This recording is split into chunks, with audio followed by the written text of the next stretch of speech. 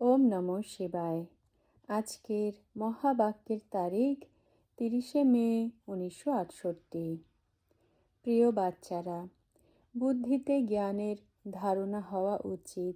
আমরা হলাম আত্মা, তার এটা হলো অকাল সিংহাসন। এই অভ্যাস হয়ে যাওয়া উচিত যে আমরা হলাম ভাই ভাই। ভাই ভাইয়ের সাথে কথা বলে। নিজেকে আত্মা মনে করে বাবাকে স্মরণ করো, তাহলে বিকর্ম বিনাশ হবে। ওম নমঃ শিবায়। এটা হলো প্রবৃত্তি মার্গ। বাচ্চারা আর বাবা, এ হলো মিষ্টি সম্বন্ধ। এখন হলো তিক্ত সম্বন্ধ। সেটা হলো মিষ্টি। তিক্ত সম্বন্ধে প্রথমে জোরে কাম বিকারের, কারণ তমপ্রধান রাবণ রাজ্য। রাবণকে জ্বালায়, কেন জ্বালায় এটা জানে না। মনে করে যে পরম্পরা ধরে জ্বালায়। কখন থেকে জ্বালায় এও জানা নেই। তোমরা বাচ্চারা জানো, এই রাবণ হলো শত্রু, রাম হলো মিত্র। রামের নাম শুনলে প্রেম হয়, রাবণের নাম শুনলে ছি ছি লাগে। ছি ছি, রাবণের রাজ্য চলে আধা কল্প। ছি ছি আর বাহ বাহ। বাচ্চারা এখন বুঝে গেছে, জ্ঞান ছাড়া ভক্তিতে মানুষ জানোয়ারের থেকেও হলো খারাপ। জানোয়ারের মধ্যে সব থেকে খারাপ হয় বাঁদর। যেমন বাঁদরের মধ্যে খারাপ অবগুণ রয়েছে, তেমনি মানুষের মধ্যেও এই সময় খারাপ অবগুণ রয়েছে। বাচ্চাদের জ্ঞান মিলেছে, তখন বলা হবে কেউ হলো ডক্টর, গুণ তো হলো ডক্টরের, কিন্তু জ্ঞানের ব্যাপারে বলা হবে বাঁদর, কারণ 5 বিকার রয়েছে।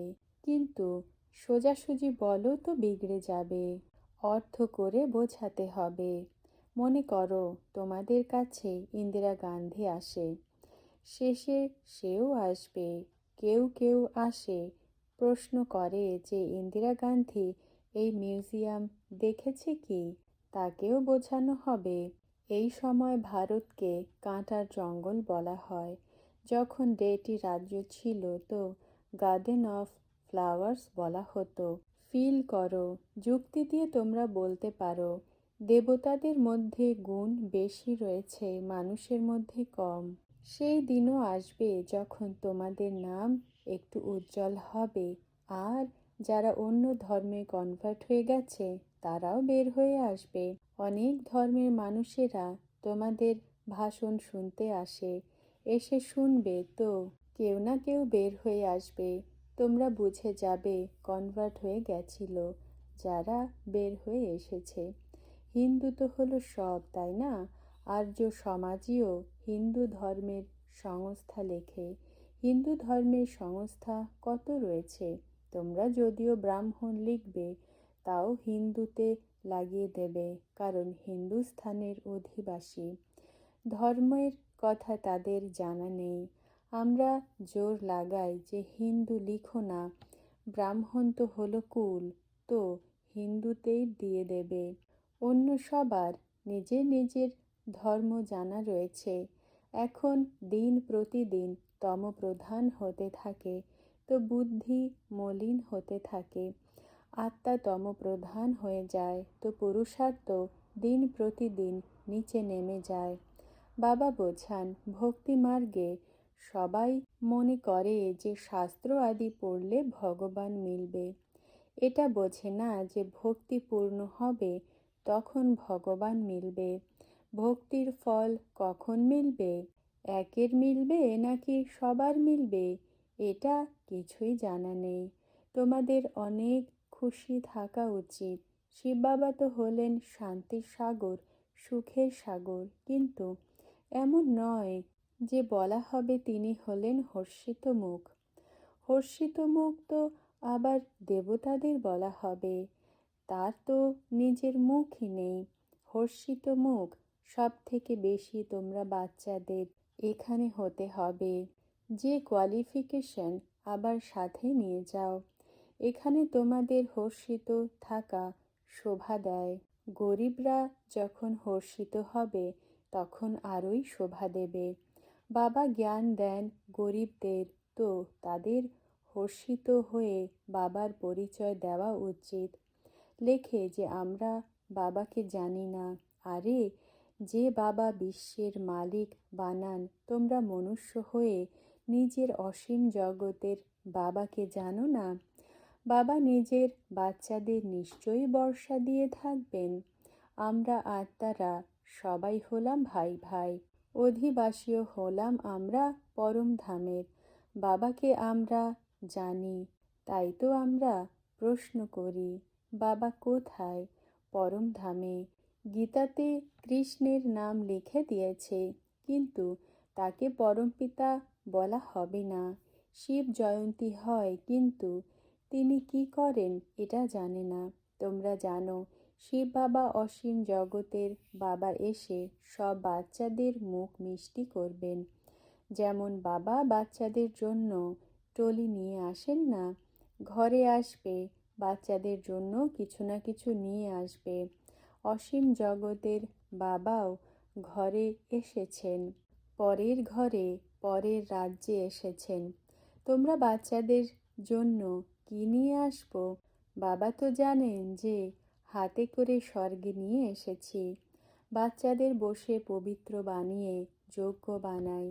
স্বর্গের মালিক তো হবে, কিন্তু পদের পার্থক্য রয়েছে। যতটা যে পুরুষার্থ করবে, এটা তোমরা বাচ্চারা জানো। তোমরা হলে স্টুডেন্টস। প্রত্যেকে নিজেকে স্টুডেন্টস মনে করো, তো সেটা হবে ভালো। এটা আমাদের হলো উদ্দেশ্য। আমাদের এই হতে হবে, বাবা আমাদের এই বানানোর জন্য পড়াচ্ছেন। তোমরা এ তো জানো না যে আমরা মানুষ থেকে দেবতা হতে চলেছি। প্রশ্ন করা হয় যে কি হবে, তো সবাই বলে লক্ষ্মী নারায়ণ হব। কম কথা নয়। তোমরা বাচ্চারা এখন বুঝতার হয়েছ। উচ্চ থেকে উচ্চ ভগবান নিশ্চয়ই উচ্চ বুদ্ধিরই বানাবেন না? তোমাদের আত্মাকে কত উচ্চ বানান। আত্মাতে মন বুদ্ধি সব কিছু রয়েছে। পরমাত্মার বড় মহিমা হয়। সত্য যুগে তো এই কথা হয় না। পুরনো দুনিয়া আর নতুন দুনিয়ার সঙ্গমে তোমরা এখন বুঝে থাকো। বাবা বোঝান, তোমাদের নিজেদের মধ্যে বসেও এটাই বর্ণনা করা উচিত। অসীম জগতের বাবা কি করে আমাদের অসীম জগতের মালিক বানান, তোমরা প্রদর্শনী বের করবে না? এটা লিখতে হয় যে শিব বাবা স্মরণে রয়েছে আর বিশ্বের মালিক হওয়ার বর্ষা স্মরণে রয়েছে। যেখানে সেখানে এটা যেন লাগানো থাকে। পর্দাতেও এটা লেখো, শিব বাবা আর স্বর্গের বাদশাহী স্মরণে রয়েছে। প্রদর্শনী আদি করো, তো বাচ্চাদের খেয়াল আদি চলতে থাকবে যে কি করা উচিত। যদি প্রভাত ফেরিও বের করো, তো এমনই বের হবে। স্লোগানসও স্মরণ করবে। এ তো জানো, এত পরিশ্রমের রেজাল্ট কি বের হয়। তোমরা লেখো। এত বেশি মানুষ আসে না, কিন্তু তোমাদের প্রজা অনেক হবে। যাদের ভালো লাগবে পরবর্তীতে গিয়ে তারা আসবে। বাচ্চাদের নিশ্চয় রয়েছে যে আমরা যে পরিশ্রম করি, নিজের বিশ্বের বাদশাহী নিশ্চয়ই স্থাপনা করব। অনেকবার স্থাপনা করেছি। পুরুষার্থ করে নিজেকে রাজত্ব পদের অধিকারী বানিয়েছি। বাবা তো শুধুমাত্র পড়ান, যুক্তি বোঝান। বাবা বলেন, আমি বাবাকে স্মরণ করো, তো তোমাদের আত্মার ব্যাটারি ভরবে। স্মরণের ঘৃত পড়তে থাকবে, সেই অনুসারে তোমাদের পদ হবে। এখানে কোনো শাস্ত্রের কথাই নেই, এখানে তো হলো জ্ঞানের কথা। আমাকে জ্ঞানের সাগর বলা হয়। আমি কোনো শাস্ত্র পড়ি কি? বাচ্চারা বোঝে যে বাবা আমাকে নিজের পরিচয় দিয়েছেন। আমরা থোড়াই জানতাম যে আমাদের আত্মাতে 84 জন্মের পাঠ রয়েছে।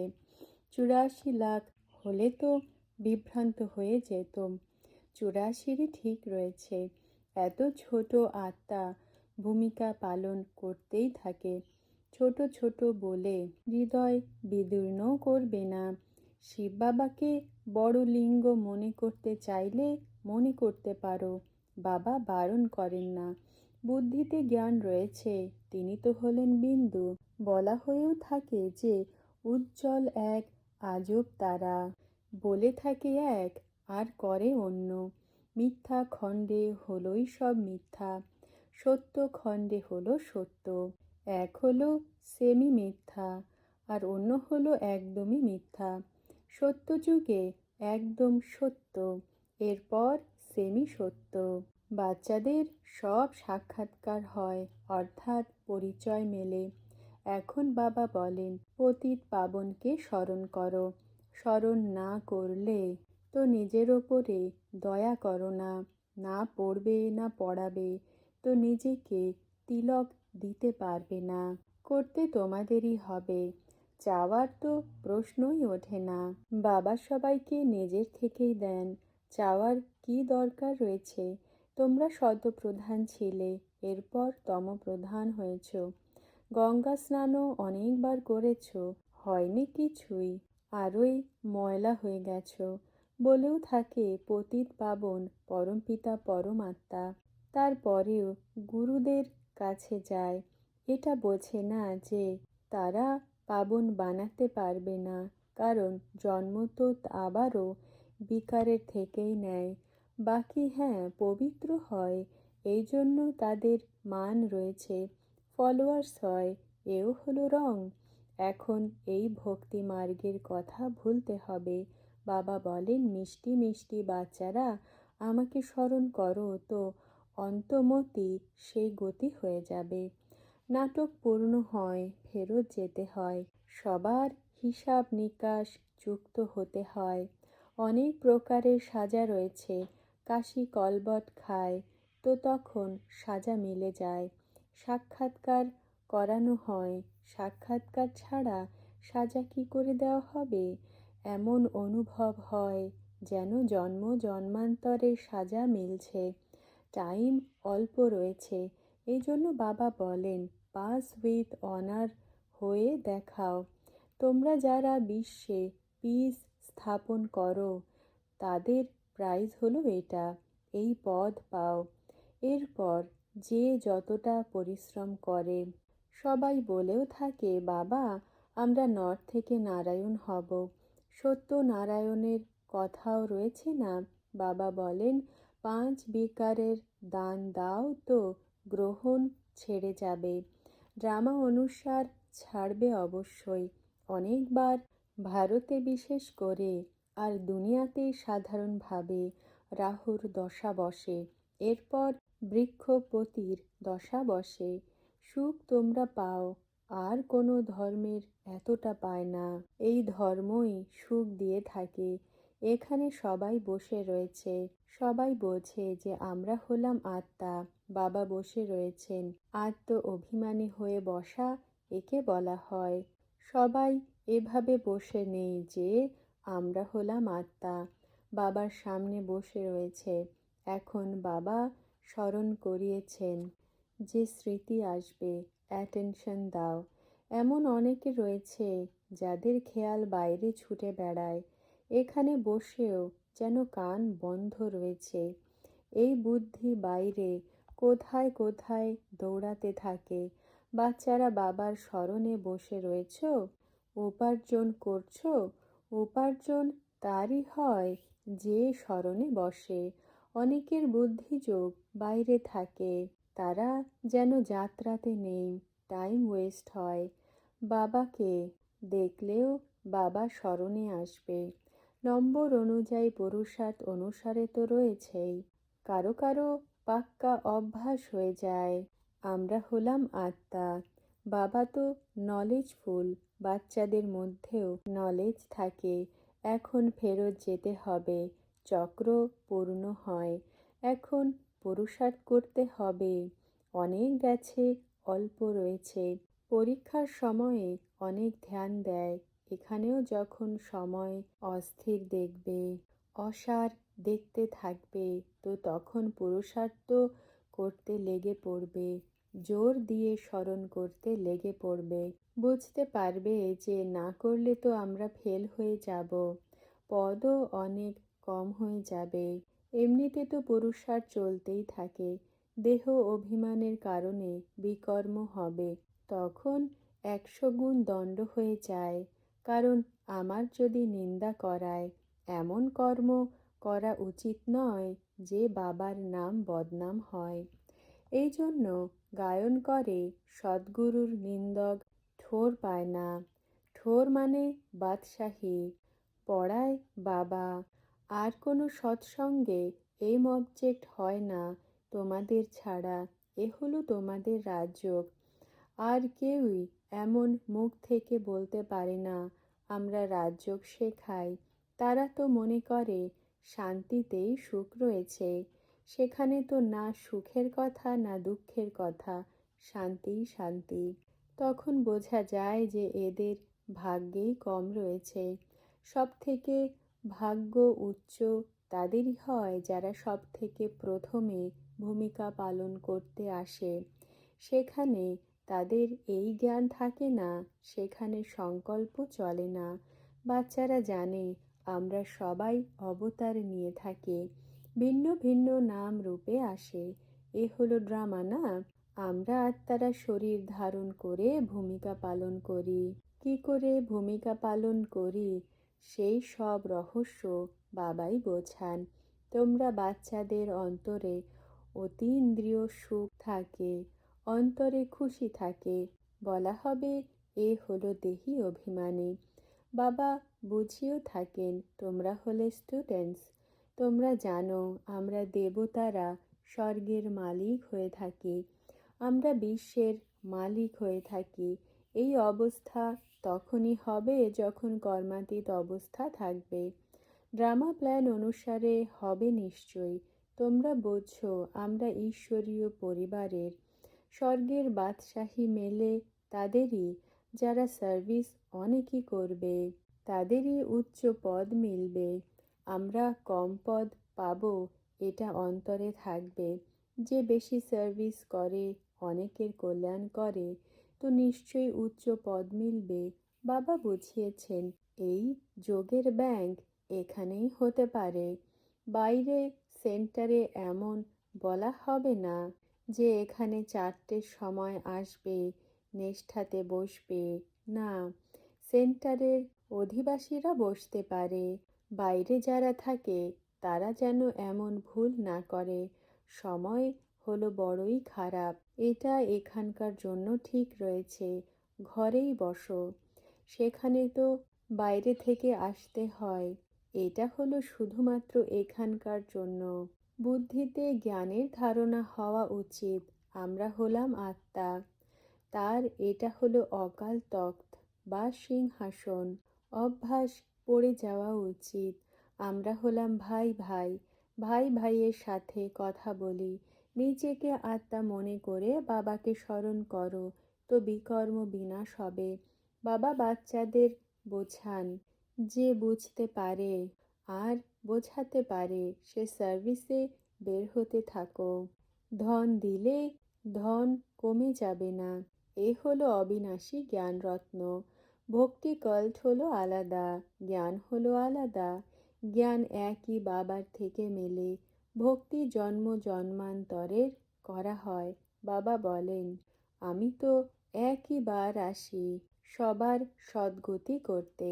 এখানে বাচ্চাদের অনেক ভালো চান্স রয়েছে, ভয়ের কোনো কথাই নেই, কোনো বন্ধন নেই। দুনিয়াতে তো কত হাঙ্গামা লেগেই রয়েছে, কত অসুর রয়েছে, এখানে তো ভয়ের কথা নেই। যে কোনো সময় নির্দিষ্ট করাও বাবা তো আসতে পারেন। বাবা বলেন আমি হলাম হুকুমের বান্দা, সবার সদ্গতি দাতা। তোমরা হুকুম করেছ না যে হে পতিত পাবন এসো।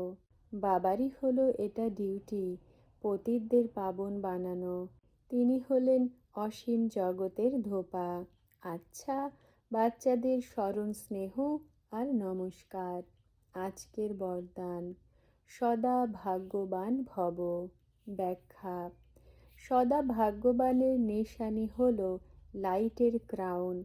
ওই মুকুট প্রাপ্তির আধার হলো পিওরিটি আর সর্বপ্রাপ্তি। সম্পূর্ণ পিওরিটি অর্থাৎ মনসাতেও কোনো এক বিকারের অংশও যেন না হয়। আর সর্বপ্রাপ্তি অর্থাৎ বাবার থেকে জ্ঞান, সর্বগুণ আর সর্বশক্তির প্রাপ্তি। আর সর্বপ্রাপ্তির নিশানি হলো অবিনাশী খুশি। তো সদা ভাগ্যবান, সদা সুখী হবে। ভাগ্যবান তো হলেই, এখন সদা ভাগ্যবান হও। ওম নমঃ শিবায়।